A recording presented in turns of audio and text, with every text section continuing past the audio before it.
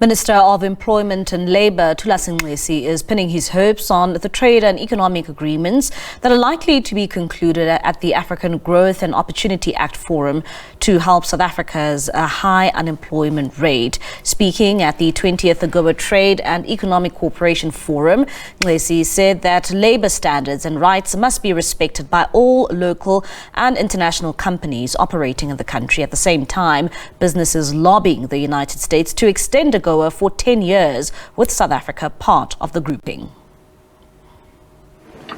Minister Nxesi says that the trade agreements that are going to be reached here must be able to change the lives of many South Africans and help create the much needed jobs. He says South Africa has one of the best labour relations system which companies must utilize to deal with conflict in the workplace. He has reiterated that labour must form part of the trade agreements that are going to be reached within AGOA for them to be successful. And it cannot just be the politicians and these agreements fine-tuned by the bureaucrats and also by business. And then you leave out labor, which is so crucial. So labor is also here in order to inform this together with the communities. That's the forum I've just addressed.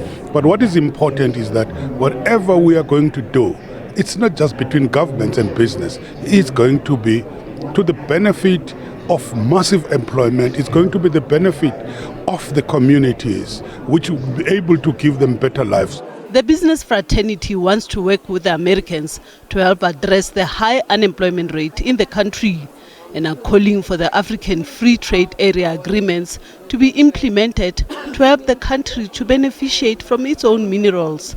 Business is optimistic that AGOA will be extended and that South Africa's third renewal will be approved to help enhance economic development in the country.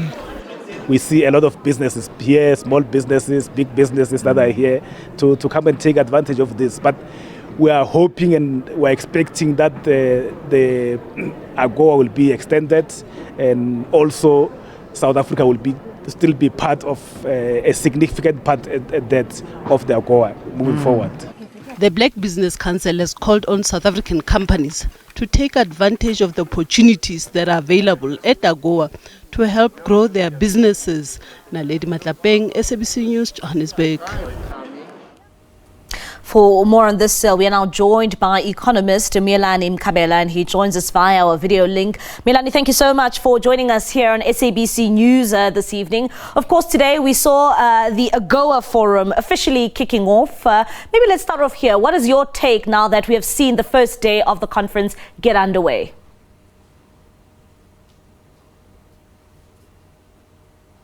The first day has started very well, and then when you look at the exhibition that I would like to start with, I have seen exhibition of South African and African companies that are in agriculture, textile, some they are in spices, some they are in chili, and then we have a manufacturing and automotive industry. I think that was impressive as well to see the capabilities that Africa has in a one-stop shop where all these companies are displaying what they can export to the United States and other countries. And I think impressively, it was how as well mainly the things were packaged and branded.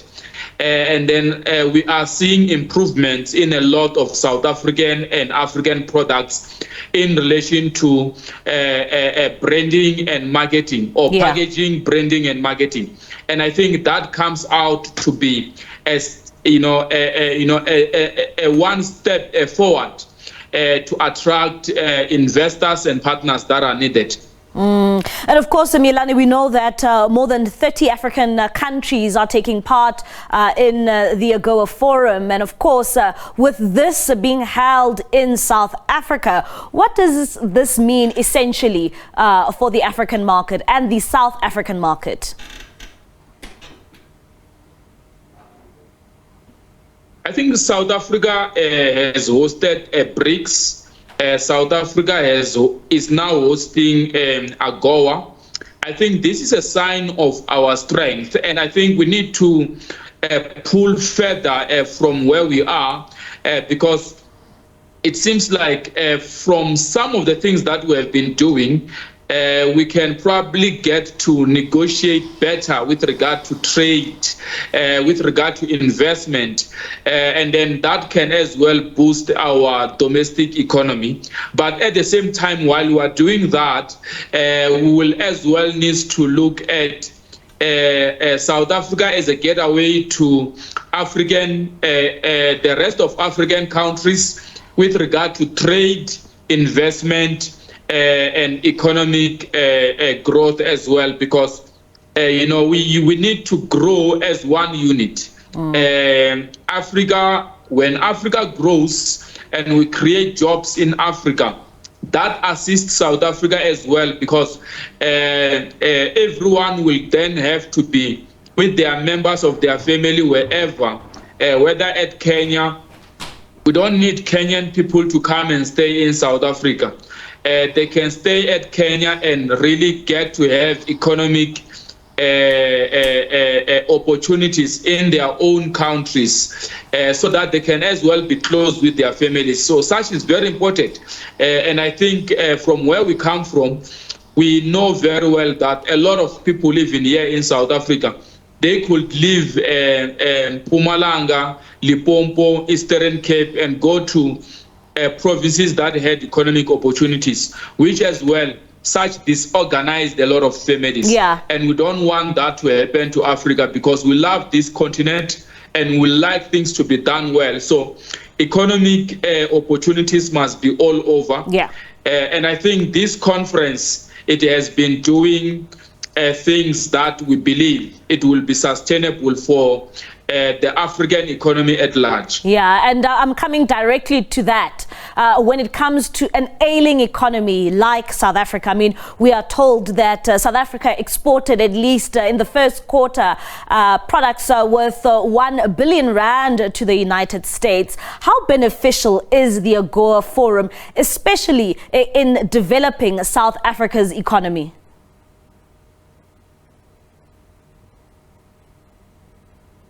So this forum will further exhibit most of the products and services that South Africa can export or can trade with the United States.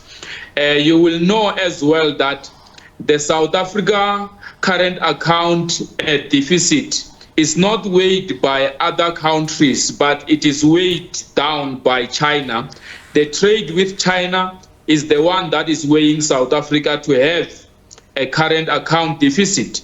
But I think when you look on the trade of South Africa and the United States, it has been that good in terms of balance, or from a balance of payment point of view, whether it could be imports, exports, and investment. But we expect much because when you look on foreign direct investment to South Africa in 2000, it was sitting at around 3.5 billion US dollars. And when you look at 2021, it has moved double to 7.5 billion US dollars. But when you look at Egypt, Egypt was 2 times lower to South Africa at 1.9. But when you look at 2021, it became 2 times higher to South Africa at 11.6. And I think the position of United States in refocusing its investment to Nigeria and as well Egypt and leave South Africa, I think they will need to review such a strategy, because it will further cause problems in the trade between South Africa and the United States, because South Africa will feel that the United States is not doing justice, or they are using their power to force South Africa to agree in everything. But above that, I think there is this issue of the chickens that I think I will as well need to emphasize in this discussion, that The 2014-2016 South Africa discussion with the chicken or the game of chicken, I think the United States needs to do it well. We are experiencing some elements that are not known with our chickens and eggs now. And we know that the biggest trading partner with eggs and chicken, it is the United States that is benefiting from the South African economy. And I think we need to look at playing the game in a fair way. And even if they would like to further negotiate, because the chickens agreement has expired 2022, they have to do it well. Yeah. We don't really have to be destroying other economies when we are expected to trade together. Yeah. We are in democracy, and then I think America needs to start to align with the principles of democracy, good governance, and doing things with Ubuntu. South Africa needs to teach America such. And Yeah. I think the president can probably add from his confidence and then get to engage further with the United States in presidents to presidents level with Joseph Biden. Yeah, and of course, even though he is not, he never honored our summit this year, but I think they will still need to discuss better, and then we come up with solutions that will help South Africa and the United States move forward. And moving forward, just a couple of months ago, there were calls for South Africa not to host this specific forum, the AGOA forum, especially those calls coming out from America because of the Lady R issue and at the same time because of the Russia-Ukraine war. And should South Africa be removed because of their political stance in geopolitics, how would you say this would affect South Africa if they are not part of the AGOA forum?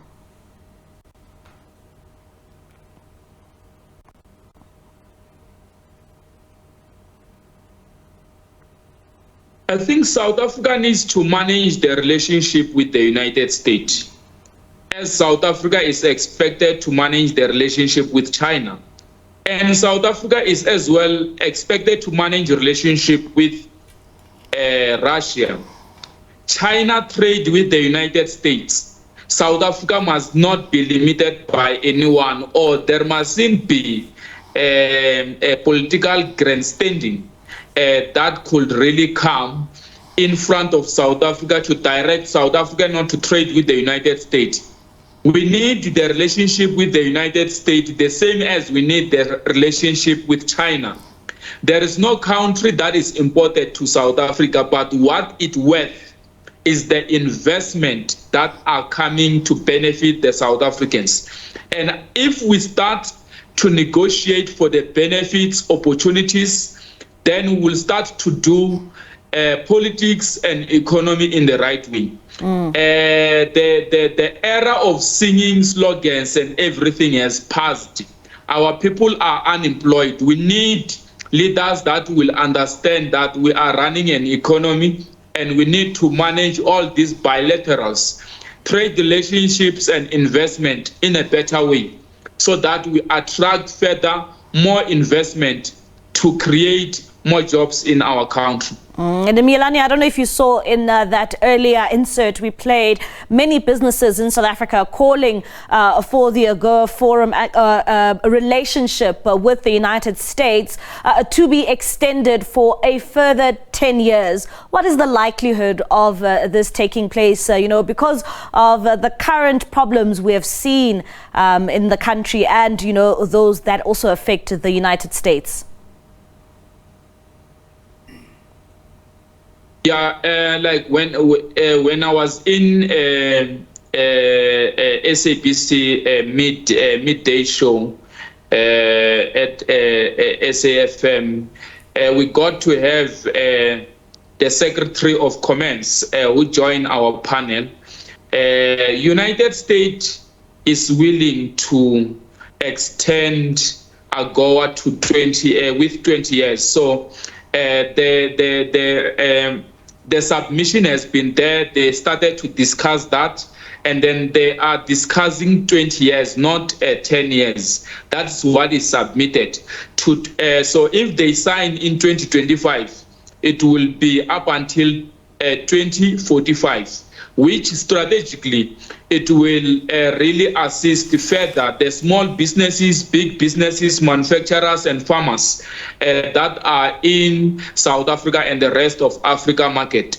This is not really to benefit only South Africa, but it also benefits the United States, because if the United States does not trade with South Africa and does not trade with Africa, other countries will take advantage of Africa and it will create problems for them. So this is a mutual beneficial strategy, and it is working very well, but they need to pump more money on this strategy because when you look on the trade between the United States and Africa, it is still very lower.